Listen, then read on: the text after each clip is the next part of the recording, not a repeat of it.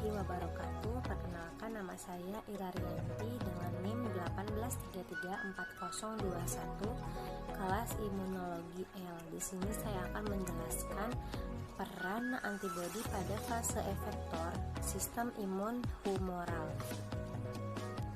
Sebelumnya, imunitas humoral merupakan mekanisme pertahanan tubuh terhadap antigen ekstraseluler. Imunitas humoral disebut juga antibody mediated immunity, di mana komponen imunitas humoral terdiri dari sel B yang dapat menghasilkan antibodi dan komplement protein antimikroba lain.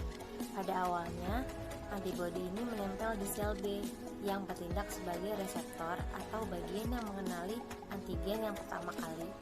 Sel B memiliki reseptor yang merupakan antibodi, terutama IgM atau immunoglobulin M. Selain IgM, sel B juga memiliki immunoglobulin lain yaitu IgA, IgE, IgD, dan lainnya. Sama dengan sel T, sel B juga memiliki sel B naif, yaitu sel yang belum pernah kontak dengan antigen untuk pertama kalinya.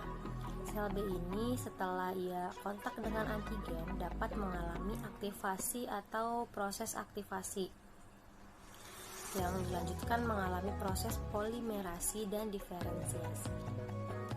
Selanjutnya akan masuk ke fase efektor. Fase efektor ini adalah fase di mana sel tubuh dapat menghilangkan antigennya, dan dalam fase ini yang berperan penting adalah antibodi. Antibodi itu sendiri di mana sel B menghasilkan antibodi yang berfungsi untuk menghilangkan dan mencegah antigen yang masuk ke dalam tubuh. Sebenarnya apa sih peran antibodi dalam fase ini? Yang pertama itu sebagai netralisasi atau untuk menetralisasi, yaitu bila ada infeksi seperti virus atau antigen yang masuk ke dalam tubuh, sebelumnya akan diikat oleh molekul yang terdapat di permukaan sel tertarget, dan antibodi memiliki peran di sini, yaitu mencegah terjadinya ikatan tersebut. Hal itu juga dapat terjadi pada toksin yang disekresi ke dalam tubuh. Mekanisme selanjutnya yaitu opsonisasi, di mana peranannya atau prosesnya mirip dengan proses fagositosis oleh sel fagosit. Contohnya di mana mikroba ia memiliki PAMP yang akan dikenali oleh PRR, sehingga dapat masuk dan dimakan oleh vakuola fagosom yang prosesnya itu antigen sudah diselubungi oleh antibodi. Selanjutnya, mikroba tersebut akan dibawa ke sel fagosit untuk difagositosis. Antigen akan diikat oleh antibodi, dan antibodi akan dikenali oleh sel fagosit. Barulah masuk ke dalam reseptor antibodi dan masuk ke dalam proses fagositosis. Yang mekanisme ketiga ada ADCC.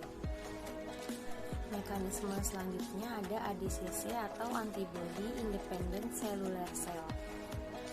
Selanjutnya mekanisme ADCC atau antibody independent cellular cell, di mana antibodi yang sudah menempel pada antigen akan membawa atau dikenali oleh sel NK. Pada sel NK, mekanisme killingnya bukan di fagositosis tetapi mengeluarkan perforin dan granzim, sehingga setelah mengeluarkan perforin dan granzim, sehingga sel yang terinfeksi akan mati. Contohnya pada sel cacing, pada infeksi cacing.